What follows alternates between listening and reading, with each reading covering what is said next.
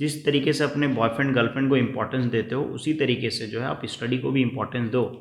जिस तरीके से आप अपने मोबाइल व्हाट्सअप को इम्पोर्टेंस देते हो, सोशल मीडिया को इम्पोर्टेंस देते हो, उसी तरीके से जो है आपको अपने पढ़ाई को भी इम्पोर्टेंस देना है। सर जो भी पढ़ा हुआ है वो मैं भूल जाता हूँ, ठीक है, ज़्यादा टाइम तक याद नहीं रहता है, तो फिर क्या करूँ सर? और जो चीज़ें मैं याद करता हूँ एग्ज़ाम जब लिखने बैठता हूँ तो मैं भूल जाता हूँ, तो उसके लिए क्या करूँ सर? उसके लिए भी सॉल्यूशन है, डोंट वरी। आज के वीडियो में हम बात करेंगे study time table for HSC board examination 2023 Maharashtra board के लिए। और इसमें हम डिटेल में डिस्कस करेंगे कि कैसे आप पूरा सिलेबस कवर कर सकते हो विद इन 2 मंथ के अंदर। मोस्ट इम्पॉर्टेंट, जो भी आपने पढ़ा है वो आप भूल जाते हो तो उसको कैसे याद रखें। एंड उससे भी ज़्यादा ये ज़रूरी है कि जो भी आपने स्टडी किया हुआ है वो एग्ज़ाम के टाइम पे याद रहे। अगर वो आप भूल जाते हो तो उसका क्या सॉल्यूशन है, तो इस वीडियो में हम डिटेल में डिस्कस करेंगे। पहले हम स्टडी टाइम टेबल डिस्कस कर लेते हैं। यहाँ पे मैंने जो है कॉमर्स के सब्जेक्ट्स जो है लिए हैं। अगर आप आर्ट्स स्टूडेंट हो या फिर साइंस स्टूडेंट हो तो भी आप ये टाइम टेबल फॉलो कर सकते हो। सिंपली आपको सब्जेक्ट्स चेंज करने होंगे, ठीक है। इकोनॉमिक्स के जगह पे अगर आपका इकोनॉमिक्स नहीं है तो कोई सब्जेक्ट्स ले लीजिए, फिजिक्स ले लीजिए या हिस्ट्री या सोशोलॉजी, आपका जो सब्जेक्ट्स है। सिंपली आपका मैथ नहीं है तो मैथ के जगह पे आपने क्या लिया है, ठीक है।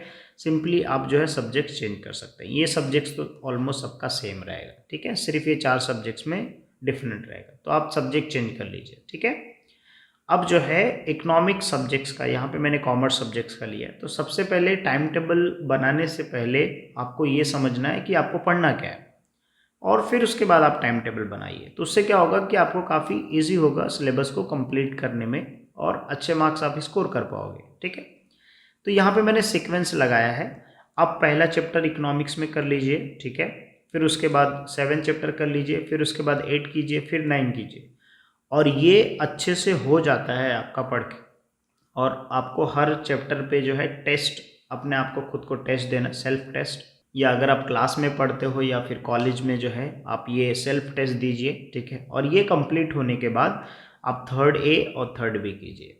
अगर आप इतना कर लेते हो, ठीक है, तो 80 आउट ऑफ जो है आराम से आपका 60 प्लस आएगा। 60 से तो कम नहीं आएगा, 60 प्लस आएगा विथ ऑब्जेक्टिव्स के साथ।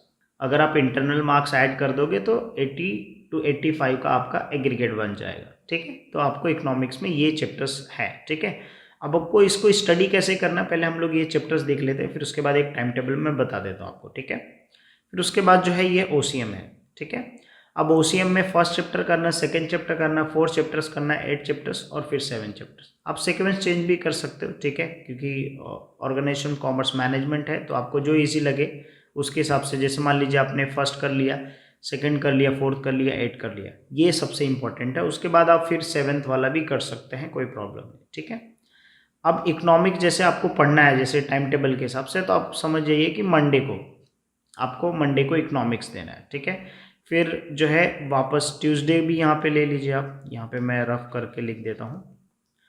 मंडे आपने ले लिया और ट्यूसडे ले लिया, ठीक है। आपने 2 दिन यहाँ पे इकोनॉमिक्स ले लिया, ठीक है, और ये चैप्टर्स के क्वेश्चंस पढ़ने हैं। अब अगर आपके माइंड में ये क्वेश्चन है कि सर ये चैप्टर्स में कैसे नोट्स चाहिए और इम्पॉर्टेंट क्वेश्चंस, तो उसके लिए मेरा प्रीवियस वीडियो जाके आपको देखना पड़ेगा, ठीक है, तो आपको समझ में आ जाएगा। फिर ओसीएम है। अब ओसीएम के लिए जो है आप 1 दिन भी दे सकते हैं, 2 दिन भी दे सकते हैं। जैसे मान लीजिए आपने वेडनेसडे दे दिया, फिर उसके बाद जो है आपने थर्सडे दे दिया, तो आपने यहाँ पे 2 दिन दे दिया। अब 4 दिन आपका हो गया, ठीक है। फिर उसके बाद आता है एसपी या मैथ। तो जो मैथ वाले स्टूडेंट हैं तो मैं उनको सजेस्ट करूँगा कि जैसे मैथ 1 है तो लॉजिक जो है वो चैप्टर आप कर लीजिए, मैट्राइसेस, फिर उसके बाद डेरिवेटिव और एप्लीकेशन ऑफ डेरिवेटिव। जो चैप्टर्स इंपॉर्टेंट है वो चैप्टर्स, या वेटेज जिसके मार्क्स वेटेज ज़्यादा है वो वेटेज के हिसाब से चैप्टर सब आप ज़्यादा फोकस करिए, ठीक है। फिर वो पढ़ाई कर सकते हैं। डेली का मैथ स्टूडेंट अगर आप हो तो आप डेली का 3 आवर्स दीजिए मैथ के लिए, ठीक है। अगर आप एसपी स्टूडेंट हो तो आप 7th और 8th चैप्टर्स लेटर के लिए कर सकते हैं, जिसमें आपका 10 मार्क कवर हो जाएगा। इंपॉर्टेंट क्वेश्चंस जो मैंने दिए हैं उसमें डिस्टिंग्विश मैंने दिया, ठीक है, वो आप कर लीजिए, ठीक है।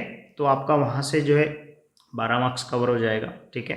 फिर उसके बाद जो है सेकेंड चैप्टर्स और third chapters, mainly second chapters अगर आप कर लेंगे तो आपका जो है ओवरऑल एसपी का पेपर अच्छे से कवर हो जाएगा। तो अगर आपको पढ़ना है तो जैसे मान लीजिए अभी इसको फ्राइडे आप दे दीजिए, ठीक है, एक दिन आप एसपी के लिए इनफ है, ठीक है। और लेक्चर्स भी मैंने डाल के रखे हैं और इम्पॉर्टेंट क्वेश्चन भी डाल के रखा है, तो देख लीजिए। ओके, सेम अगर आप आर्ट्स स्टूडेंट है तो फिर, या साइंस स्टूडेंट है तो सिंपली आप वेटेज देखिए चैप्टर का, और उस वेटेज के हिसाब से वो चैप्टर को आप स्टडी कीजिए, ठीक है। उसमें से कौन से इंपॉर्टेंट क्वेश्चंस हैं, तो सिंपली आप क्वेश्चन बैंक रेफर कर सकते हो, जो लास्ट ईयर बोर्ड वाले ने रेफर दिया था, लेकिन उसमें से 25% रिड्यूस सिलेबस था, तो वो भी आपको ध्यान में रखना है। बट सिंपल क्वेश्चंस आपको मिल जाएंगे जिससे प्रैक्टिस आपकी हो जाएगी, ठीक है। बाकी का सिलेबस इस साल 100% है, तो रिड्यूस नहीं है, तो वो आप सिर्फ आप स्टडी के लिए रेफर कर सकते हो, उसमें से क्वेश्चन आएंगे, नो गारंटी, ठीक है।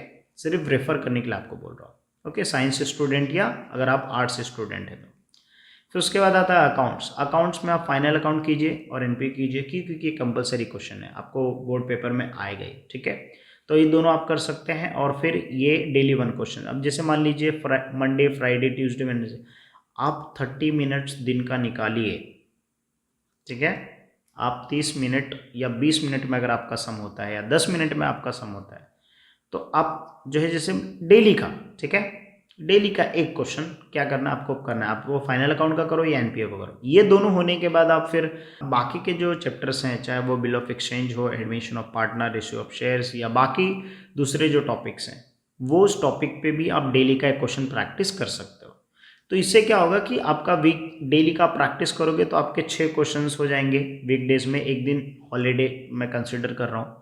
तो इससे क्या होगा कि आपका पूरा सिलेबस इजीली कवर हो जाएगा, ठीक है। एक महीने में आपका 3 से 4 चैप्टर्स कंप्लीट हो जाएगा, ठीक है। और ऑलमोस्ट सारे टॉपिक के ऊपर डिटेल लेक्चर्स मैंने यूट्यूब पे डाल के रखे हैं, प्लेलिस्ट में आप अकाउंट में जाके चेक कर सकते हैं। और इन फ्यूचर में मैं न्यू वीडियोज़ भी अपडेट करूँगा, ठीक है। फिर उसके बाद आता है इंग्लिश। अब देखो, इंग्लिश का अगर आप अभी से पढ़ रहे हो तो मेरा ये कहना है कि इंग्लिश का जैसे आप मान लीजिए फ्राइडे, इसको सैटरडे आप दे दीजिए, ठीक है। सैटरडे को आप इंग्लिश और हिंदी दोनों दे सकते हैं, ठीक है। इसको भी आप सैटरडे को ही रखिए, ठीक है, क्योंकि एक दिन अपने को छुट्टी चाहिए, और उस दिन क्या करेंगे, हमने जो भी पढ़ा है वो चीज़ को हम लोग क्या करेंगे, टेस्ट देंगे, ठीक है, उसको रिवाइज करेंगे, ऐसा आप बोल सकते हो, ठीक है। उस दिन सारा हफ्ते का पूरा हिसाब करेंगे एक तरीके का, ठीक है। राइटिंग स्किल्स कर लो, ठीक है, सबसे इंपॉर्टेंट है। 4 क्वेश्चन रहेंगे, 16 मार्क के कवर हो जाएंगे। राइटिंग स्किल्स के ऑलमोस्ट सारे वीडियोस, और प्लस पैसेज में भी आएगा, तो टोटल 20 से 22 मार्क का राइटिंग स्किल्स आपका हो जाएगा, माइंड मैप और समरी राइटिंग मिला के, ठीक है। तो मेरा ये कहना है कि 20 से 21 मार्क्स राइटिंग स्किल्स आपसे मिल सकता है। तो भाई मेरा प्लेलिस्ट में जाओ, एग्जाम्पल्स के साथ मैंने एक्सप्लेनेशन दिया है, तो ये आप प्रैक्टिस करो, अभी करना है तो, ठीक है। चैप्टर्स पढ़ने से कोई फ़ायदा नहीं हो। उसके बाद आप नॉवेल कर लीजिए, ठीक है। क्यों? क्योंकि नॉवेल भी 16 मार्क का रहेगा। तो यहाँ से जो है, अब राइटिंग स्किल्स का अगर मैं ये 20 भी कंसिडर करता हूँ, इसका 16 भी कंसिडर करता हूँ, तो ये 36 हो जाता है भाई। तो अगर 36 मार्क्स आप कवर करते हो और लास्ट में पोइट्री आप कर लेते हो, तो पोइट्री का एप्रिसिएशन आता है जो थीम बेस रहता है, तो फिर आपका इजीली 50 मार्क्स इंग्लिश में प्रिपेयर हो जाएगा, अगर आपको इंग्लिश नहीं भी आती है तो, ठीक है, अगर आप अभी से इंग्लिश पढ़ रहे हो। Similarly apply to Hindi. Hindi के लिए भी मैंने वीडियोस बनाए हैं, तो सिंपली आप जाके चेक कर लीजिए, वहाँ पे आपको समझ में आ जाएगा। अब बात आती है आईटी का। तो देखो, आईटी का आपका प्रैक्टिकल है, ठीक है, तो आप प्रैक्टिकल ज़्यादा से ज़्यादा कीजिए। दूसरा, आप एमसीक्यूज टाइप के क्वेश्चन आएंगे तो वो आप प्रैक्टिस कर सकते हैं, लेकिन अगर आपको प्रैक्टिकल आएगा तो एमसीक्यूज भी आपका कवर हो जाएगा, चाहे उसमें एचटीएमएल हो, या फिर जो है टैली है, या एक्सेल है, या बाकी दूसरे टॉपिक्स हैं, ठीक है। तो वो टॉपिक आप कर सकते हो। इन फ्यूचर में अगर आईटी के ऊपर मेरे पास कुछ कंटेंट मिला, ठीक है, तो मैं जो है अपलोड कर दूंगा। बट अभी के लिए जो आप प्रैक्टिकल से एटलीस्ट करके रखिए, ठीक है। तो ये जो आईटी सब्जेक्ट्स होता है वो स्कोरिंग होता है, बाकी हिंदी के लिए थोड़ा, हिंदी भी स्कोरिंग होता है हिंदी बच्चे के लिए, ठीक है, जो हिंदी में माध्यम से है। तो ये सारे टॉपिक्स क्या करना है, आपको प्रैक्टिस करना है। अब यहाँ पे मैंने इंपॉर्टेंट टॉपिक के साथ मैंने आपको डेज अलॉकेट करके दे दिए, ठीक है। लेकिन इसमें एक चीज़ और आपको ध्यान रखना है, टाइमिंग, ठीक है। जब भी आप पढ़ाई कर रहे हो तो आप एक वसूल बनाइए, ठीक है, कि भाई मैं सुबह में पढ़ूंगा तो सुबह में आप पढ़िए। अगर आपका सुबह में कॉलेज है तो आप वसूल बनाइए कि मैं शाम में पढ़ूंगा, ठीक है। अगर आपका शाम में क्लास रहता है तो आप दोपहर का वसूल बनाइए। कुछ एक टाइम आप फिक्स कीजिए, उस टाइम को फॉलो करो, ठीक है। और 1-2 दिन नहीं फॉलो करना है, जब तक आपका एग्जाम होना जाए तब तक फॉलो करना है। अब मान लीजिए यहाँ पे सुबह का आपने टाइम फिक्स किया, ठीक है, 6 बजे से, 6 से लेके आपने 6 से जो है 9 का टाइम फिक्स किया है, 3 घंटा, तो आप 3 घंटा पढ़ो। अब देखो डायरेक्टली 6 से 3 घंटा आप पढ़ भी नहीं सकते हो, तो मेरा ये कहना है कि 6 से आप जो है 7:30 मैक्स टू मैक्स 7:30 कीजिए, और फिर दोपहर में 1 घंटा आप ले लीजिए, 1 से 2 या 2 से 3 ऐसा कुछ, ठीक है। तो आपका 2 घंटा, क्योंकि 3 घंटा लगातार पढ़ना वो पॉसिबल नहीं होता है। अगर आप पढ़ोगे तो भी आप भूल जाओगे, तो मतलब नहीं है फिर, ठीक है। तो फिर आप जो है अपना जो वर्क टाइमिंग है वो अलोकेट करके रखो, ठीक है। बाकी कौन से दिन जो है आप ये डेज भी चेंज कर सकते हो आपके प्रेफरेंस के हिसाब से, या कॉलेज के लेक्चर्स के हिसाब से, या क्लास के लेक्चर्स के हिसाब से, ठीक है। अगर आपके क्लास का लेक्चर सैटरडे को है इकोनॉमिक्स, तो आप इकोनॉमिक्स सैटरडे को कर दीजिए, ठीक है। इंग्लिश संडे को तो आप इंग्लिश संडे को कर दीजिए। टेस्ट जो है सैटरडे आप दूसरे दिन, जिस दिन फ्री रहोगे उस दिन कर लीजिए। बाकी के जो जैसे आर्ट्स स्टूडेंट हो, तो आर्ट्स स्टूडेंट क्या करो, आप चैप्टर का वेटेज देखिए, उसके हिसाब से आप पढ़ाई कर सकते हो, ठीक है। उसके हिसाब से चैप्टर आप सेलेक्ट कीजिए और पढ़ाई कीजिए। ओके नाउ, कि सर जो भी पढ़ा हुआ है वो मैं भूल जाता हूँ, ठीक है, ज़्यादा टाइम तक याद नहीं रहता है, तो फिर क्या करूँ सर? और जो चीज़ें मैं याद करता हूँ, एग्ज़ाम जब लिखने बैठता हूँ तो मैं भूल जाता हूँ, तो उसके लिए क्या करूँ सर? उसके लिए भी सॉल्यूशन है, डोंट वरी। जो भी चीज़ें आप पढ़ाई करते हो, स्टडी करते हो, वो चीज़ें आप क्यों भूल जाते हो, उसका रीज़न क्या है? उसका 2 रीज़न है।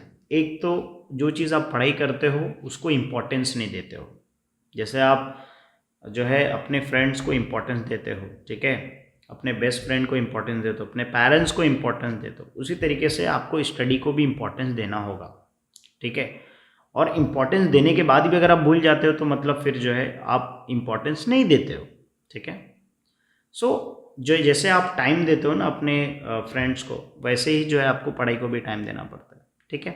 और जैसे डेली का फ्रेंड्स से मिलते हो, वीकडेज में मिलते हो, ठीक है, या वीकेंड पे घूमने जाते हो, तो उसी तरीके से जो पढ़ाई को भी क्या करना पड़ेगा, आपको डेली का रिवीजन करना पड़ेगा।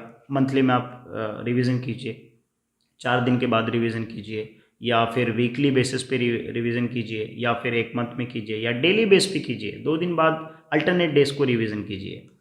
अगर आप ऐसा रिवीजन करते हो तो फिर आप नहीं भूलोगे, इसकी गारंटी है। एग्ज़ाम्स के टाइम पे जब अगर आप लिखने बैठते हो फिर आप भूल जाते हो, तो उसके लिए जो है आप माइंड मैप एक नोट्स बना लो, ठीक है। क्योंकि माइंड मैप नोट्स अगर आप बना लोगे और उसको 2 से 3 बार रिवीजन कर लोगे, तो आपके परमानेंट माइंड में मेमोरी जो होता है ना, वो परमानेंट मेमोरी में फिट हो जाएगा, फिर आप भूलोगे नहीं। जैसे आप अपने दोस्त का नाम नहीं भूलते हो, राइट। टीचर्स के नाम शायद आपको याद न रहे कॉलेज के, लेकिन आप अपने फ्रेंड का नाम जरूर याद रखोगे, समझ रहे हो, राइट। तो नंबर्स आपको याद रहता है। तो सिमिलर चीज़ जो है, आप जो भी पढ़ाई करते हो उस चीज़ को आप डेली लाइक 1 दिन 2 दिन अतर के जो है आप रिवीजन कीजिए, और उसका एक माइंड मैप नोट्स बना लीजिए। माइंड मैप नोट्स कैसे बनाना है, तो इंग्लिश का माइंड मैपिंग का मेरा वीडियो देख लीजिए, ठीक है। तो उसमें माइंड मैप आपको बनाना है टॉपिक्स का, ठीक है। और जो भी चीज़ें आप पढ़ रहे हो उसको आप इम्पोर्टेंस दो। जिस तरीके से अपने बॉयफ्रेंड गर्लफ्रेंड को इम्पोर्टेंस देते हो, उसी तरीके से जो है आप स्टडी को भी इम्पोर्टेंस दो। जिस तरीके से आप अपने मोबाइल व्हाट्सअप को इम्पोर्टेंस देते हो, सोशल मीडिया को इम्पोर्टेंस देते हो, उसी तरीके से जो है आपको अपने पढ़ाई को भी इम्पोर्टेंस देना है, ठीक है। सो आई एम श्योर आपको समझ में आ गया होगा। अगर हाँ, तो वीडियो को लाइक कीजिए, कमेंट कीजिए और शेयर कीजिए। और आपको क्या लगता है और हम क्या चीज़ें कर सकते हैं जिससे हमको जो भी पढ़ा है वो याद रहे और एग्ज़ाम्स के टाइम पे भूले ना, ठीक है। चलो, कमेंट पढ़ने में मज़ा आएगा, ठीक है, कमेंट ज़रूर करना।